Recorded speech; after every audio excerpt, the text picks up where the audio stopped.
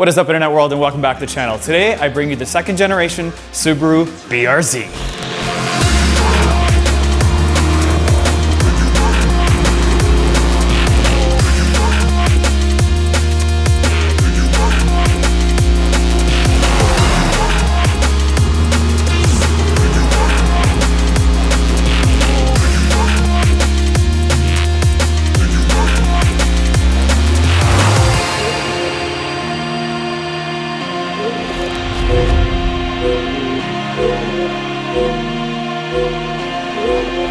So the BRZ has not been redesigned for 10 years. This shares the exact same platform mechanically, structurally, dimensionally as the Toyota GR86. They are both built in Japan.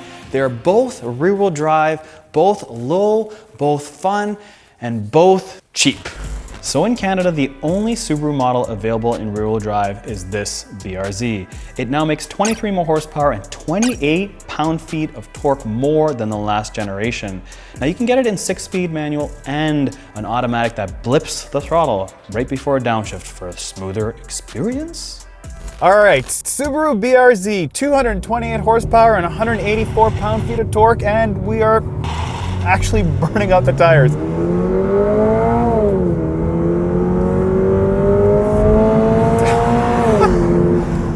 Man, I love cars that you have to work to move and you gotta push to move, but also when you touch the steering, it actually handles right away. It's like so direct, and the back to center feels really good.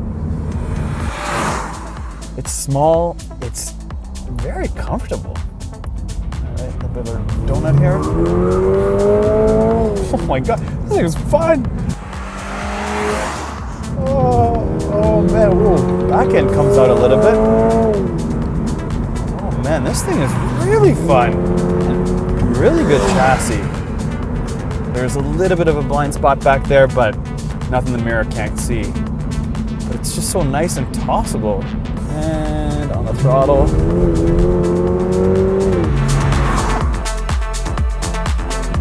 I'm fine with it not having a turbocharger. I like naturally aspirated. Even if it's a small little more, you really gotta wind it up for it to go, because it's just small and tossable and easy.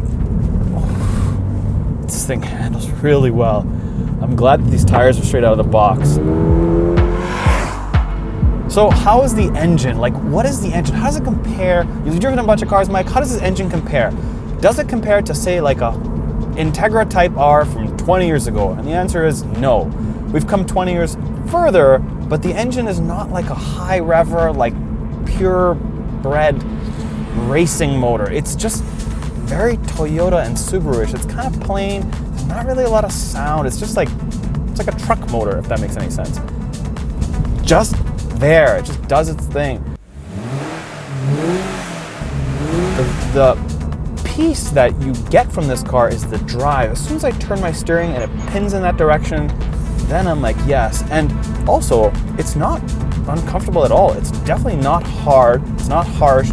It's a smooth ride. Now, I'm sure the Toyota drives a little bit different from suspension, because that's the difference between both these cars, is on the suspension end of things. But this thing is just smooth and easy to drive. It's just an easy city car with some trackability, and you can take stuff in it fairly inexpensive if you're a single guy or girl. Easy. So what is the deal with the front? Subaru claims that this is the lightest 2+2 sports car you can buy in the States today. And I kind of believe it, because a lot of this car is aluminum. Like, check this out. The hood, aluminum. The fenders, aluminum. The roof, aluminum. It's all aluminum. And they've tightened and strengthened the front end that this is 60% more rigid than the last generation. So when you turn the steering wheel, it actually moves quicker than the last generation. And what about flow and body and air? Well, it flows right here, and actually it's functional, and it flows all the way through and through the back. So, hey, they're making progress. But what else with the Subaru? It kind of looks the same as the old one. Kind of like the Honda S2000 when they went from AP1 to AP2. Yes, they refreshed it, redesigned it, but it's still the same car. So if you're expecting a big change with the BRZ, it is not. It's very similar to the old one. And you guys let me know whether you like the front of this guy or the front of the old generation. This is a very small car, but it's still 14 feet long. So if you start at the front here, you have adaptive headlights. You'll also notice it does have gunmetal wheels, and it sits half an inch lower than the last generation. But the key to this whole deal on the side, to me, is this looks like a baby Acura NSX. Does it not? Like, the back end is sick. It's got more of a like defined roof line. It's got these little fender thingamajiggies all the way around, and it's sick. Look at this thing right here. It flows all the way through. It looks cool. It's all blended together. It's not like this piece they put here on the lower sill. I just like how they've done it. It's not super babyish, even though it looks really small in the studio. It's not how the old generation looked in terms of like babyish. This looks more masculine. It looks more full. It just looks more NSX. All right. Okay. Stay. So when you buy these cars, you always realize, wow, this thing's low. It's always tough because the doors never actually stay open. You're always trying to hold it and trying to pull yourself out of these low cars. Not so easy, but it doesn't matter because I like this back end. Take a look how they've tapered it, and it flows all the way through. These headlights are new. They've even moved where the license plate holder goes. It used to be up on the trunk lid. Now it's lower. It's clean. It's got a nice hidden camera here. It's got cool dual exhaust. They're nice and big, and I like the way the reverse lights are lower and not up top. Done a good job, Subaru. They've done a really good job to distract the eye to make this thing look as wide as possible. That's why they added all these little pieces. It's super wide, and at this price point, to get something that looks this wide from the back, it's not that common. So what do these things cost? Well, they start at $28,000, and this is the only car reviewed so far that requires premium fuel for under $30K. So I was able to fit into a trunk of a Miata. Can I fit into a trunk of a BRZ? Because apparently, this is bigger. We'll find out. All right, where do I go? Oh my God.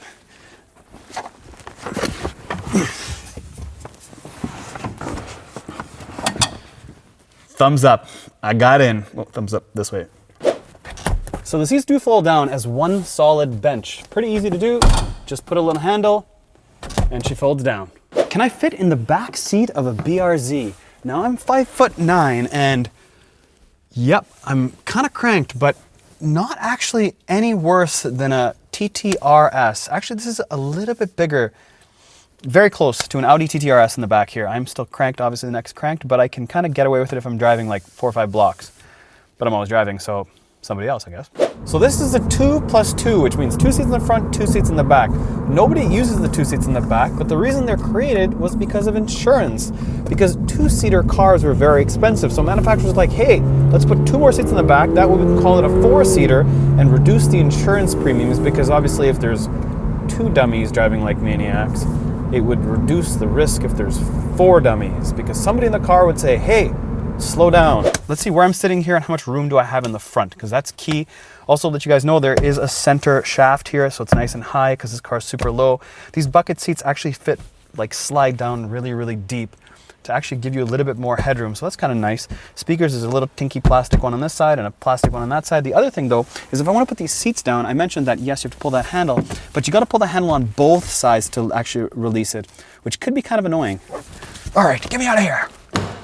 Front seat of the Subaru BRZ. Check this out. When I close the door, I actually use the cup holder. I don't actually use the handle because it's way too far back and my shoulder kinks and hurts. So there it is, cup holder time. Smells like a Subaru. Every Subaru we've had smells this way and feels very solid. That's what I want. I want solidness. I'm okay with this brutal front screen. It's 8 inches now instead of 7.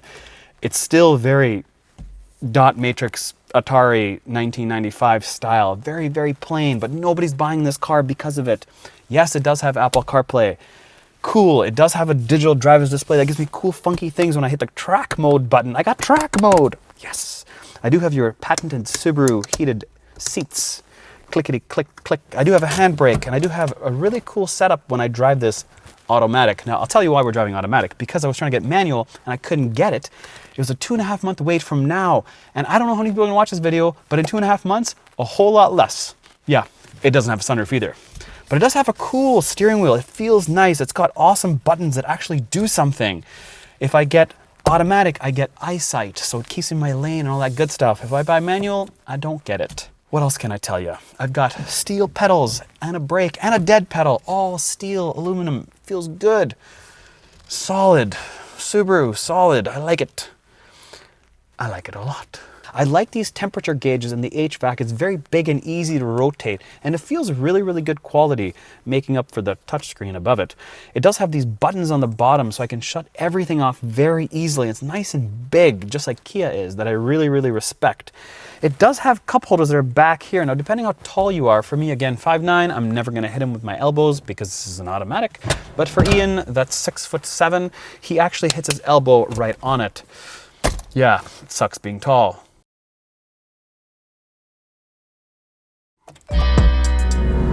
Can't say anything bad about this car besides that it's kind of boring inside, and resale value, it's a niche product, so it's not really gonna dive. It's gonna hold fairly steady. It's gonna get to a certain plateau and just kind of stay. And people will probably trade this thing in or keep it forever. That's only two options. They're not gonna keep it for like 6, 7, 8 years. They'll probably just keep it for 3 or 4, get kind of bored with it because it's not big enough in the back, which means my son will get a deal in 6 years when he buys one, because it is such a good car as a first car for a kid to really know what a performance car is like. This is a performance sports car. It is light, man. Aluminum hood, aluminum fenders, aluminum roof. It's very tossable. You can kind of understand how the whole body of the car will react. Pieces like that you just cannot get in a lot of cars out there. Which is why this is the winner. Yes, I'm staying in my lane. Sorry. My bad.